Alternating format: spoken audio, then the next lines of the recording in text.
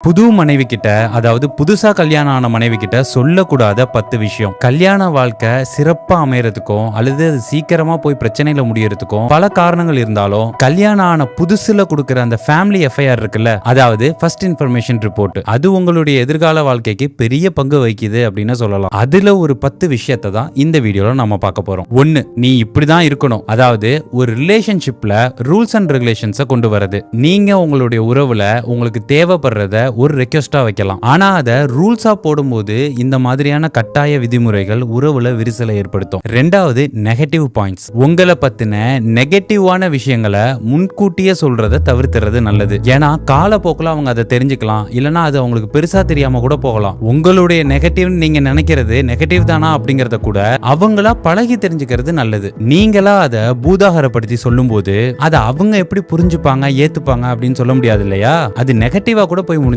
3வது, உங்களுடைய past love, உங்களுடைய கடந்த கால வாழ்க்கையை பத்தியோ காதலை பத்தியோ சொல்றது. நீங்க அப்படி சொல்லும் போது அவங்க ரொம்ப கம்ஃபர்டபுளா உணராம போறதுக்கான வாய்ப்புகள் அதிகம். 4வது, குடும்பத்தை பத்தின விமர்சனம். அவங்க குடும்பத்தோட பழக்க வழக்கமோ நடவடிக்கையோ பேச்சுவார்த்தையோ ஒருவேளை உங்களுக்கு அது பிடிக்காம இருக்கலாம், பிடிக்காம போகலாம். ஏன்னா அவங்க குடும்பத்தை பிடிக்கல அப்படின்னு நீங்க சொல்லும் போது, அல்லது அவங்க குடும்பத்தை பத்தி நீங்க நகையாடும் போது, விமர்சனம் பண்ணும் போது அது உங்க உறவுல பிளவை ஏற்படுத்த வாய்ப்பு இருக்கு. 5வது, உடல் தோற்றம் பற்றிய கருத்துக்கள். அவங்களுடைய உருவ தோற்றத்தை சம்பந்தப்படுத்தி கேலி செய்யறதோ, கிண்டல் செய்யறதோ, விமர்சனம் செய்யறதோ, அல்லது அவங்க மேல நீங்க கேளிக்கையான கருத்துக்களை சொல்றதோ உங்க மேல ஒரு மனஸ்தாபத்தை ஏற்படுத்தலாம். 6வது, நீ எப்படி இவ்வளவு செலவு பண்ற? இப்படி பணம் சம்பந்தப்பட்ட விஷயங்கள்ல அவங்கள சாடுறது, குற்றம் சொல்றது, இதெல்லாம் அவங்களுக்கு ஒரு விதமான பதற்றத்தை ஏற்படுத்தலாம். இவரு கூட இன்னும் எதிர்காலத்துல எப்படி வாழ போறோம் அப்படிங்கிற மாதிரி தோண வச்சிடக்கூடாது. 7வது, நீ இப்படிப்பட்டவதான், இப்படி ஒருத்தரை பத்தி பொதுவா பொதுவா போற போக்குல சொல்லிட்டு போறது, ஸ்டீரியோ டைப்னு சொல்லுவாங்கல்ல, அந்த மாதிரி. உங்களுடைய அந்த மாதிரியான நடவடிக்கைகளும் உறவுல விரிசலை ஏற்படுத்தலாம். 8வது,